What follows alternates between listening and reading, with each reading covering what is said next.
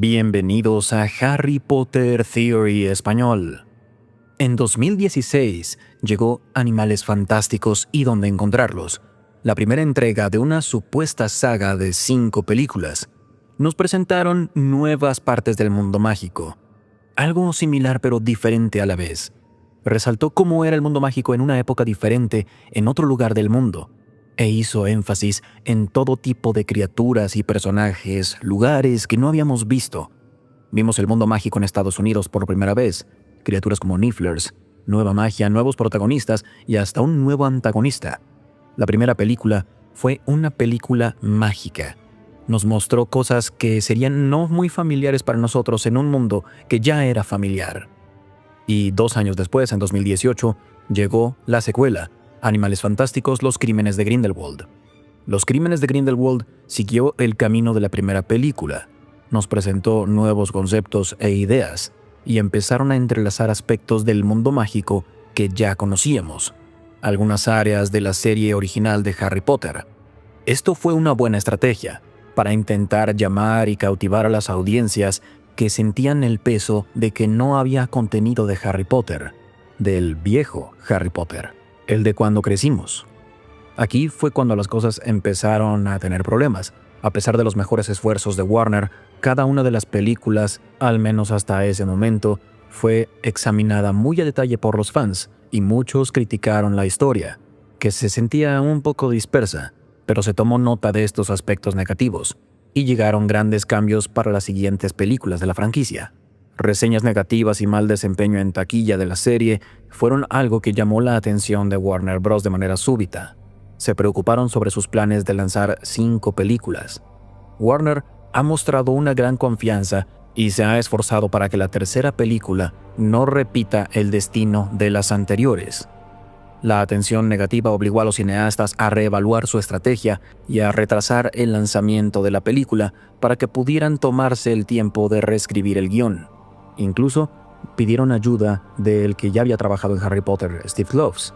Fue parte clave de las películas originales. Todo pintaba bien y en 2022, unos 6 años después de que se lanzó la primera parte, llegó la parte 3, Animales Fantásticos, Los Secretos de Dumbledore.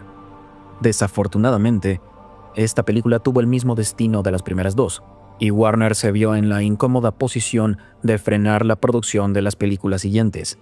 Al menos, así parece. Afortunadamente para los fans casuales, la tercera sí completó la historia de cierta forma. Dumbledore logró derrotar de cierta forma a Grindelwald, se eligió a un nuevo jefe supremo, Newt y Tina se vuelven a unir, y Jacob le propone matrimonio a Queenie. Pero para quienes conocen mejor el lore de Harry Potter, sabrán que aún falta mucho, y la primera pista de que había todavía cosas pendientes la descubrimos en la primera entrega de Harry Potter, cuando Harry ve el cromo de rana de chocolate con el nombre de Dumbledore. Albus Dumbledore, actualmente director de Hogwarts, considerado por muchos el mejor mago de todos los tiempos. Dumbledore es particularmente famoso por haber vencido al mago tenebroso Grindelwald en 1945. Ahí está, la famosa derrota del mago tenebroso Grindelwald en 1945. Los Secretos de Dumbledore acaba en 1932, es decir, que tenemos 13 años vacíos. Una nueva película de Animales Fantásticos suena a algo muy poco probable en este momento, así que vamos a rellenar ese hueco. Echemos un vistazo a esos 13 años que quizá nunca veremos en pantalla. Vamos a trabajar con lo que ya existe en el lore, así que de todas formas nos va a faltar algo de información, pero acompáñenme. Resumen. Antes de ver qué pasa después de la parte 3, vamos a dar un pequeño resumen de qué pasó desde la primera entrega. Animales Fantásticos salió hace casi 10 años. Creo que refrescar la memoria es una buena idea. Animales Fantásticos y Dónde Encontrarlos. Esta película se desarrolla en 1926. Sigue las aventuras de Newt Scamander, un entusiasta de las criaturas mágicas de Inglaterra y obviamente un mago. Llega a Nueva York con un misterioso maletín lleno de diferentes criaturas. Al llegar, el maletín se confunde con el de Jacob Kowalski, un mago no match o no mágico. Algunos de los animales fantásticos escapan, y Newt debe recapturarlos con la ayuda de Jacob. Sus acciones llaman la atención de Tina Goldstein, una ex-auror que trabaja para el Magicongreso Único de la Sociedad Americana, MACUSA. Newt Con el tiempo descubre a un joven Obscurial llamado Credence Barebone, quien recibe los abusivos cuidados de su madre adoptiva, Mary Lou. Un Obscurus es una peligrosa y oscura fuerza parasítica formada por la supresión de habilidades mágicas. Por razones que nos explican después, Percival Graves, un auror de alto rango en Makusa, se interesa particularmente en el joven Credence. Conforme Newt busca las criaturas que perdió, descubre que hay fuerzas oscuras en juego. Junto con la ayuda de Tina, descubre que Grindelwald se ha disfrazado como Percival Graves y que le interesa dominar el poder del Obscurial Credence Barebone. La película concluye con Newt, Tina, Jacob y Queenie, la hermana de Tina, aprendiendo a Grindelwald e impidiendo que el Obscurus haga más destrozos al final. Los recuerdos de Jacob del mundo mágico se borran debido a las regulaciones de Makusa y Newt se regresa a Europa. Animales Fantásticos 2. Los crímenes de Grindelwald. Se desarrolla en 1927, poco después de los eventos de la primera película. La historia sigue a Newt Scamander. Él es reclutado por Albus Dumbledore para intentar frenar los planes del mago tenebroso Gellert Grindelwald. Grindelwald escapa de Makusa y busca reunir seguidores que compartan su creencia sobre la supremacía de los magos.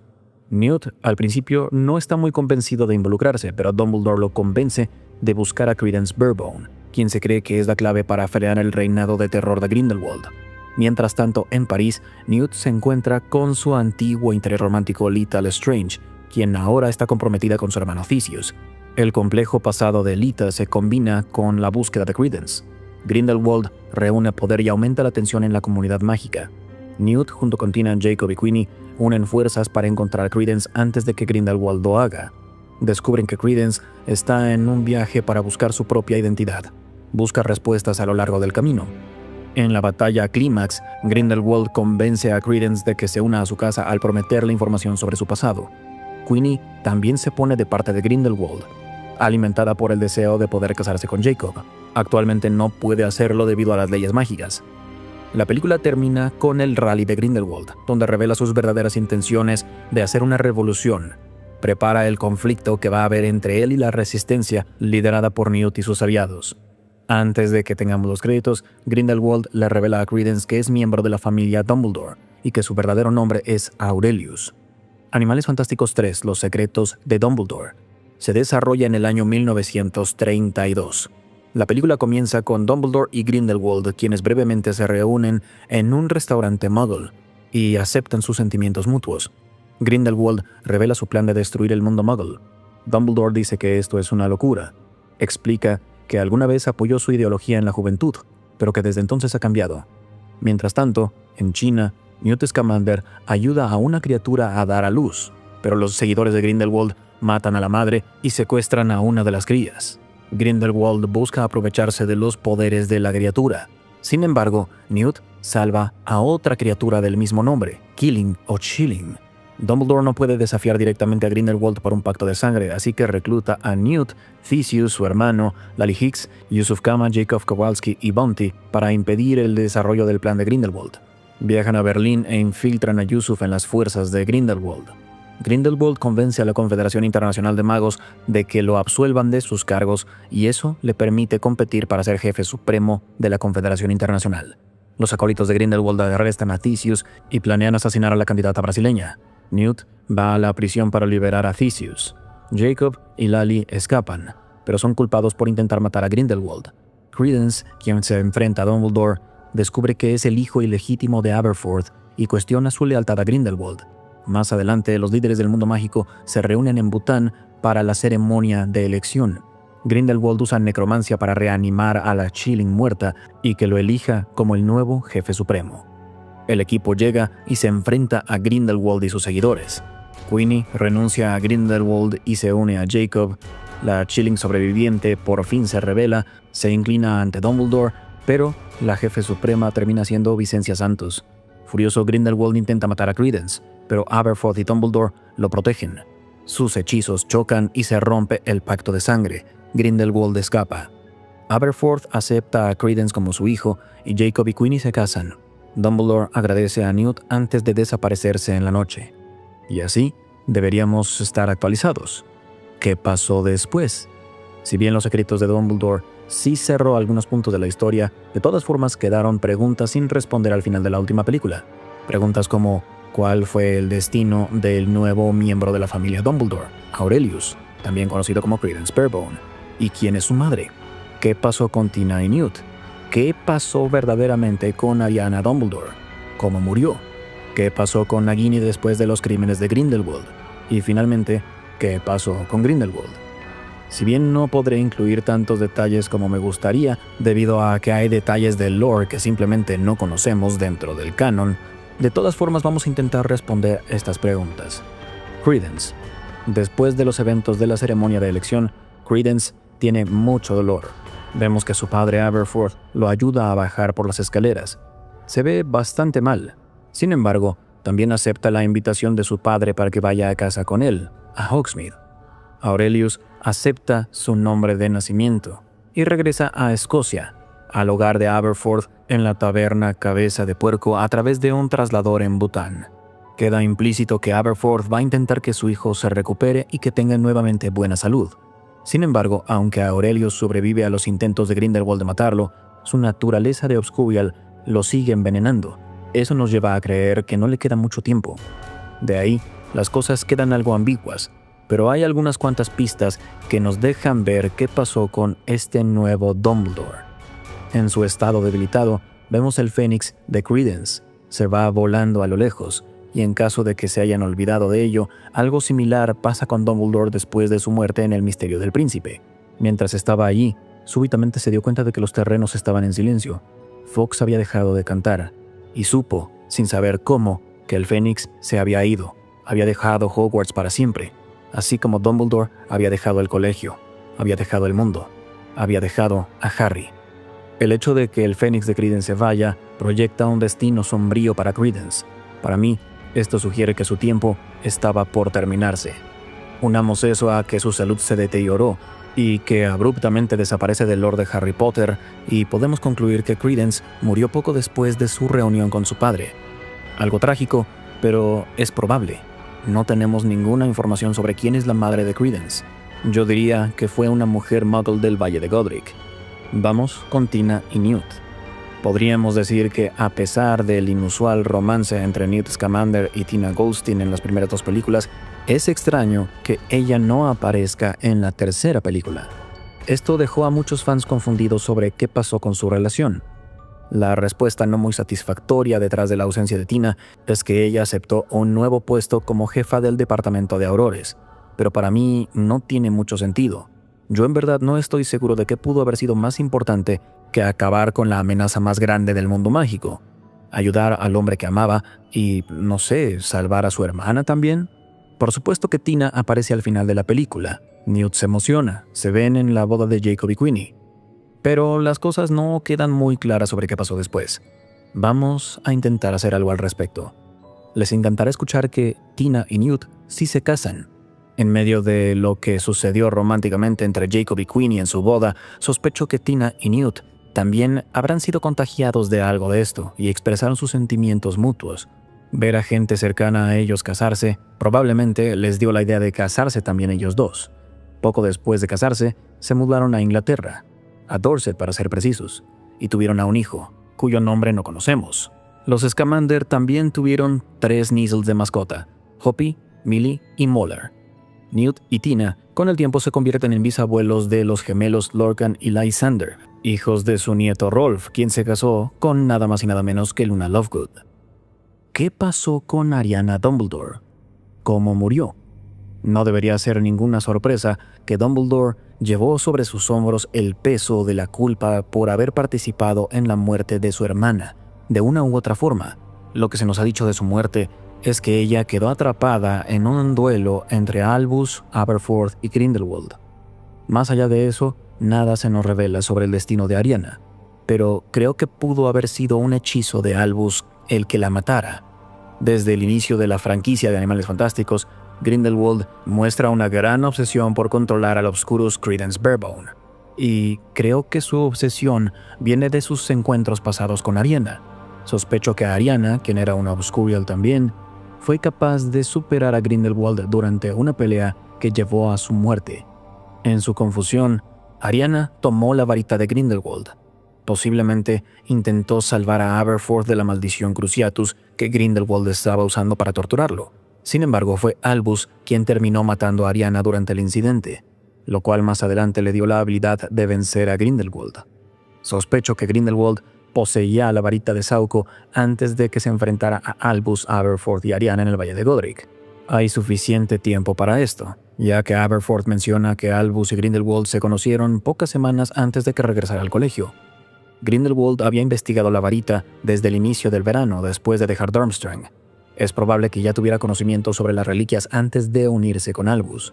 Durante la batalla, la lealtad de la varita de Sauco cambió a Ariana primero, luego a Albus. Eso explica por qué le llevó a Albus tanto tiempo enfrentarse a Grindelwald de manera directa. Sabía que ese duelo podía confirmar que fue él quien mató a Ariana. Básicamente, el peso de la culpa de Albus Dumbledore estuvo sobre sus hombros el resto de su vida. No sugiero que Albus haya matado a Ariana intencionalmente, pero sí creo que fue su hechizo el que la mató. Y creo que eso también explica la complicada dinámica entre Albus y Aberforth. ¿Qué pasó con Nagini? Después de los crímenes de Grindelwald, de manera similar a Tina, Nagini desaparece de la faz de la Tierra. Y eso es probablemente debido a que no es muy relevante en la historia conforme avanzan las películas. Sin embargo, había suficiente espacio para desarrollar su personaje, y a mí sí me interesaba saber qué pasó. Sabemos que con el tiempo se convierte en la compañera de Voldemort, pero ¿cómo transicionó de una mujer amable y que buscaba ayudar a una serpiente perversa? Desafortunadamente no tenemos información que llene el vacío entre la última vez que vimos a Nagini en 1927 y la época de la historia de Harry Potter, cuando Nagini se encuentra con Voldemort en los bosques de Albania. En este momento, Nagini ya debería ser permanentemente serpiente, y Voldemort se escondía en su forma desencarnada después de caer ante los Potter. En caso de que lo hayan olvidado, Nagini sufría de una maldición de sangre. Estaba destinada a transformarse en serpiente. En su juventud, una Maledictus puede transformarse como lo desee, pero conforme envejecen, tienen menos y menos control. Con el tiempo, inevitablemente se transforman de manera definitiva en un animal. ¿Cómo fue esa primera interacción? ¿Quién sabe? Pero sí sabemos unas cuantas cosas sobre Voldemort que debieron haberle ayudado a interactuar con la gran serpiente. En primer lugar, Voldemort es descendiente de Salazar Slytherin. Esto significa que su conexión con las serpientes es fuerte, y que puede comunicarse con ellas debido a su habilidad para hablar Parcel. Sospecho que Nagini, quien a estas alturas ya debería haber estado atrapada en su forma animal por muchos años, hubiera aprovechado la oportunidad de por fin hablar con alguien. Ella era una Maledictus perdida, sin forma de comunicarse. Finalmente encontró a alguien que podía entenderla, alguien a quien pudiera contarle su historia. Ya sea que Voldemort hubiera reconocido que ella era una Maledictus o no, no está claro, pero sí es un legeremante bastante experimentado. Pudo haber observado su mente y averiguarlo en algún punto. En este momento, Nagini y Voldemort estaban un poco perdidos en el mundo, de manera similar a cuando conoció a Credence. Nagini estaba atrapada en su forma de serpiente. Se forjó una nueva identidad. Ya no tenía interacción humana. Probablemente no tenía ni idea de cuál sería su siguiente movimiento, y debió haber estado completamente sola. En el caso de Voldemort, había sido derrotado, y probablemente también estaba desesperado sin saber qué hacer. Por estas razones, creo que es natural que ambos decidieran hacer equipo. Cada uno tenía algo que ofrecerle al otro. Sin Nagini, hubiera sido considerablemente más difícil que Voldemort volviera a tener un cuerpo. Y sin Voldemort, Nagini no hubiera tenido ningún propósito en el mundo, y nadie con quien hablar. Solo hubiera estado sola. Nagini se volvió clave en la supervivencia de Voldemort antes de que pudieran recuperarle su cuerpo. Su veneno fue usado como un elixir que le ayudaba a sobrevivir. Fue uno de los ingredientes principales de una poción que se usó para recuperar la fuerza de Voldemort. Nagini también ayudó al Señor Tenebroso a cometer diferentes asesinatos. Uno en particular, el de Bertha Jorkins, selló su unión mucho más que antes. Después de la muerte de Bertha Jorkins, Nagini se convirtió en uno de los horrocruxes de Voldemort. Ahora era más que solo la compañera de Voldemort. Un fragmento del alma de Voldemort vivía dentro de ella. Para este momento, su naturaleza gentil ya no existía. Se convirtió en un arma para Lord Voldemort, el hombre a quien le era completamente leal. Desde mi punto de vista, el camino de Nagini para convertirse en villana no es algo sorprendente. Nació con una maldición de sangre y durante las primeras décadas de su vida fue obligada a hacer un espectáculo al viajar con un circo. Nagini forma una alianza temporal con Credence en los crímenes de Grindelwald. Se unen debido a sus experiencias compartidas como forasteros y el deseo de encontrar a un lugar al cual pertenecer. A pesar de solo haberse conocido un tiempo breve, ambos forman una conexión intensa, pero esto no dura mucho. En el raid de Grindelwald, Nagini intenta convencer a Credence de que se quede con ella. Sin embargo, Credence no la escucha y en su lugar decide unirse a Grindelwald para descubrir su verdadera identidad. Nagini queda devastada. También ve la muerte de Lita y es apenas rescatada por Yusuf para ser llevada a un lugar seguro. La única persona en la que creía que podía confiar la abandonó. Se deterioró también por la maldición de sangre. Es probable que Nagini simplemente se rindiera y perdiera la fe en otros por completo. ¿Qué pasó con Grindelwald? Conforme aumentaba el poder de Grindelwald, muchos creían que Albus sería el único capaz de detenerlo. Sin embargo, debido a un pacto de sangre que hicieron en su juventud, Dumbledore fue por muchos años incapaz de enfrentarse directamente a Grindelwald. En 1927, el frasco que contenía el pacto fue robado por Newton Scamander, y cuando se lo dio a Dumbledore, buscó romper el pacto. En 1932, Dumbledore y su hermano Aberforth intervinieron cuando Grindelwald intentó lastimar a Credence Barebone. Lo quería matar. Así se rompió el pacto de sangre. Por fin, quedó abierta la puerta para que Dumbledore desafiara a Grindelwald en un duelo. Para 1945, unos 13 años después de que acabó Los secretos de Dumbledore, Grindelwald logró regresar de manera espectacular. Pudo conseguir seguidores a través de una combinación de manipulación estratégica y retórica persuasiva. Usó su carisma y forma cautivadora de hablar para apelar a los sentimientos y los miedos de los magos que estaban decepcionados del orden existente. Él, con mucha habilidad, pintó un futuro en el cual los magos podrían dominar a los muggles. Prometió un mundo en el cual la comunidad mágica ya no tendría que estar obligada a esconderse ni a vivir asustada. El mismo tipo de lenguaje que alguna vez convenció a Albus Dumbledore. La diferencia es que esta vez Grindelwald ya no estaba intentando esconder su naturaleza más siniestra. Para 1945, las protestas contra Grindelwald se volvieron demasiado fuertes. Ya no se podía ignorar su presencia, ni se le podía permitir que crecieran sus fuerzas sin ningún desafío. Esto llevó a que Albus Dumbledore, la única esperanza del mundo mágico, finalmente lo enfrentara en un legendario duelo. Lo venció y obtuvo la lealtad de la varita de Sauco. No tenemos muchos detalles sobre el duelo entre Dumbledore y Grindelwald, pero el mago de sangre pura Eliphas Doge lo describió como el mejor duelo de todos los tiempos y que ninguno logró igualarlo. Debido a que ambos magos eran inmensamente poderosos, sospecho que la lealtad de la varita tuvo algo que ver con el resultado. Creo que Dumbledore es más poderoso en teoría, pero la varita de Sauco pudo haber hecho que todo estuviera más parejo. Sabemos que Grindelwald poseía físicamente la varita, pero también que la varita es algo temperamental. Como Grindelwald sobrevivió al duelo, sospecho que Dumbledore simplemente logró desarmarlo de alguna manera. Se ganó la lealtad de la varita y consiguió una ventaja aún más grande. En cuanto al espectáculo del mismo duelo, sospecho que fue una gran demostración de magia elemental. Grindelwald y Dumbledore son conocidos por usar este tipo de magia en sus duelos. Yo sospecho que ambos usaron todo hechizo en su arsenal. Después del duelo, Grindelwald fue encerrado en Nurmengard, la prisión que él había construido para sus enemigos. Grindelwald se quedó ahí durante muchas décadas, sin intentar escapar. Más adelante es asesinado por Voldemort, quien buscaba respuestas sobre la varita de Sauco. Antes de su muerte, se ríe en la cara de Voldemort. Grindelwald no le temía a la muerte, ni a Voldemort, ni a nada. En esos últimos momentos, mostró un poco de remordimiento por sus acciones de muchas décadas antes. No estaba dispuesto a ayudar al nuevo Señor Tenebroso ni a su régimen tiránico. Sospecho que ahí es donde hubieran terminado las películas. También hay más eventos de Harry Potter que se desarrollan en esta línea temporal, como que Tom Riddle va a Hogwarts. Para ver eso, tienen que ir a ver otro video. Si tienen más preguntas, por supuesto que las recibimos en los comentarios. Siempre es un placer platicar con ustedes. Y no olviden dejar un like y suscribirse al canal.